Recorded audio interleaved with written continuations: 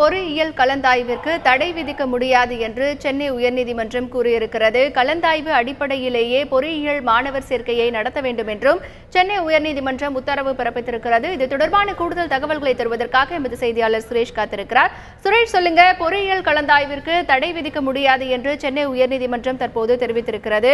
இந்த வழக்கை யார் தொடர்ந்தார்கள்? இன்று இந்த வழக்கு தொடர்பாக உயர்நீதிமன்றம் இன்னும் என்னென்ன உத்தரவுகளை எல்லாம் பிறப்பித்திருக்கிறது? சுரேஷ் வணக்கம். அதாவது திருநெல்வேலி அண்ணா பல்கலைக்கழக சுயநிதி பொறியியல் கல்லூரிகள் சங்கத்தின் சார்பில் ஒரு மனு தாக்கல் செய்யப்பட்டது உயர்நீதிமன்றத்தில்.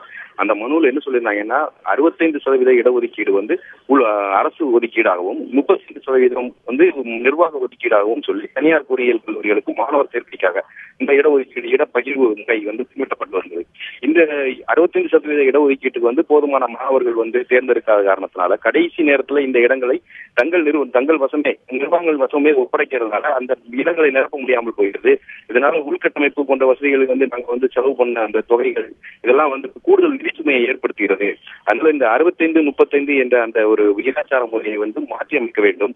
அதுவரை பொறியியல் கலந்தாய்வு தடை விதிக்க வேண்டும் என்றும் அந்த மனுவில் கோரியிருந்தார்கள்.